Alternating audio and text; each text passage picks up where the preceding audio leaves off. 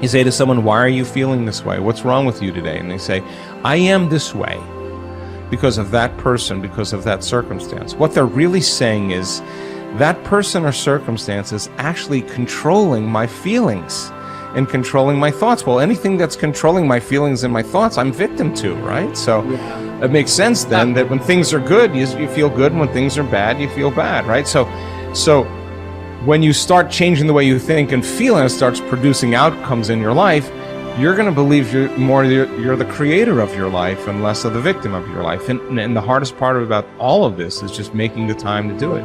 If you're not even peaceful, there is nothing in your life that you can do in a worthwhile way. To be peaceful essentially means this, that you're not messing your mind. To be peaceful means that your system is at ease. You know how to conduct your mind, you know how to conduct your emotions, your body and your energies. You are peaceful. If you change the picture in your mind, you change the chemistry, you change the fate. So I'll give an example. If I have a picture of love in my mind, the brain releases complementary chemistry, dopamine, pleasure, oxytocin, bond with your loved one, growth hormone, which does exactly what it says. It enhances your growth, and that's why when people fall in love, the chemistry of the brain going into the blood, the culture medium, enhances vitality. People glow when they fall in love. People are healthy when they fall in love. It's not an accident, it's the chemistry of your culture medium. But now I say, but wait, what if I have a picture of fear? I go, oh, well, love chemistry doesn't come out when fear is in the picture. The brain releases stress hormones and factors that affect the immune system and growth of the system. And I go, oh my goodness. I say, why is it relevant? Changing my thought changes my chemistry. The chemistry adjusts my biology. So if I can control my thoughts, I can control the chemistry, and therefore I control the biology. So all possibilities already exist. You don't have to create the possibility. In fact, all you have to do is become aware that it exists. The moment you do that, you're changing the thought and you're producing a different frequency. Now, if the person is astute enough to feel the frequency of the thought in the quantum and not wait for the experience to happen, but the thought of abundance would produce the feeling of abundance. Tell guilt, shame, the past, I've changed my mind. I'm not living condemned. Listening to the accusing voices, I'm forgiven, I'm redeemed, restored, my future is bright. Tell lack, struggle, not having enough, I've changed my mind. That is not my destiny. I will lend and not borrow. What I touch will prosper and succeed. Abundance, overflow, increase is coming my way. Train your mind. Train your mind not to focus on the problem and make it bigger, but focus on the solution to solve it. Stay positive, stay focused, and most importantly, stay strong. The way we've been using our thoughts are not necessarily productive. As a matter of fact, sometimes our investments of our thoughts are actually counterproductive because our thoughts create a reality that we then have to overcome. So basically it says that we must start to become aware of our thoughts. And why is this important? Because thoughts represent units of energy. Every time you have a thought, you use energy. Why this becomes relevant is, if I give you a checkbook for your bank account, you don't go down the street and just write checks to people like, oh, hey, you're a nice looking guy. Here's $10 for you. And oh, here, little girl, go out and buy yourself a little car. Here's $1,000 for you. And you don't give away your money. Why? Because giving away your money is giving away your life. So basically, you become very frugal when you have a checkbook in your hand. Now, what I'm trying to tell you is this. You have an energy budget in your body. The energy is what keeps you alive.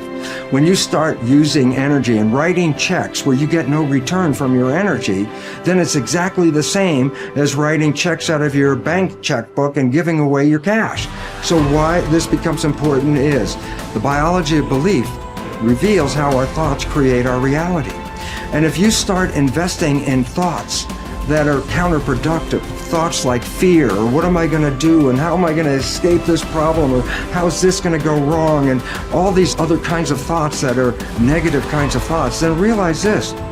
You are actually not just using your energy for having these thoughts, But these thoughts are also what come into your reality.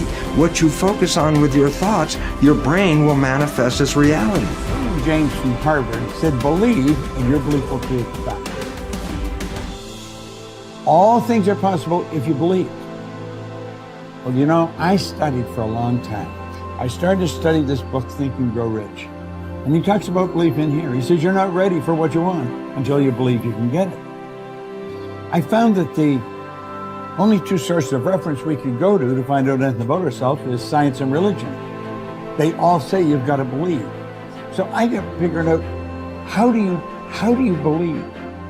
How do you change a belief? Interesting subject, because I'm going to tell you something. Your results are nothing but the manifestation of your belief system. Well, our belief system, now listen carefully, is based upon our evaluation of something. And frequently when we reevaluate a situation, our belief about that situation will change. Let me repeat that. Our belief system is based upon our evaluation of something. Frequently, if we reevaluate a situation, our belief about it will change. I began reevaluating who I was. I started to study. I never stopped studying. And I found as I reevaluated, I had a much higher opinion of myself. I found out things about me that I would have never believed if you had told me. The power that's locked up within us, the marvelous system we've got. Do you know the blood circulates through your veins every 33 seconds, through hundreds of miles of passageway? Bang, just like that, clears all the food in and all the garbage out. Stop and think of the central nervous system. It's the most complex electrical system in the world. And you've got it. Think of your brain, an electronic switching station like that. You can change the vibration of yourself and everything around you. You have awesome powers, and it's all based on what you believe about you.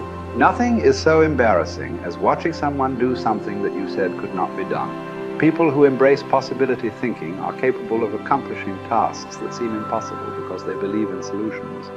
When you believe you can do something difficult and you succeed, many doors open for you. Big thinkers are specialists in creating positive, forward-looking, optimistic pictures in their own minds and in the minds of others. If you embrace possibility thinking, your dreams will go from molehill to mountain size, and because you believe in possibilities, you put yourself in position to achieve them. The winners in life think constantly in terms of I can, I will, and I am. Losers, on the other hand, concentrate their waking thoughts on what they should have done or what they don't do. If you believe you can't do something, then it doesn't matter how hard you try, because you've already lost. If you believe you can do something, you have already won much of the battle. The first step in becoming a possibility thinker is to stop yourself from searching for and dwelling on what's wrong with any given situation. Sports psychologist Bob Rotella recounts, I tell people, if you don't want to get into positive thinking, that's okay. Just eliminate all the negative thoughts from your mind. Whatever's left will be fine. If possibility thinking is new to you, you're going to have to give yourself a lot of coaching to eliminate some of the negative self-talk you may hear in your head. When you automatically start listing all the things that can go wrong or all the reasons something can't be done, stop yourself and say, don't go there. Then ask what's right about this. That will help to get you started. And if negativity is a really big problem for you and pessimistic things come out of your mouth before you've even thought them through, you may need to enlist the aid of a friend or family member to alert you every time you utter negative idea. One of the best ways to cultivate a possibility mindset is to prompt yourself to dream one size bigger than you normally do. Let's face it, most people dream too small. They don't think big enough. Henry Curtis advises, make your plans as fantastic as you like, because 25 years from now they will seem mediocre. Make your plans 10 times as great as you first planned, and 25 years from now you will wonder why you did not make them 50 times as great. If you push yourself to dream more expansively, to imagine your organization one size bigger, to make your goals at least a step beyond what makes you comfortable, you will be forced to grow. And it will set you up to believe in greater possibilities. Most people want their lives to keep improving, yet they value peace and stability at the same time. People often forget that you can't improve and still stay the same. Growth means change. Change requires challenging the status quo. If you want greater possibilities, you can't settle for what you have now. When you become a possibility thinker, you will face many people who will want you to give up your dreams and embrace the status quo. Achievers refuse to accept the status quo.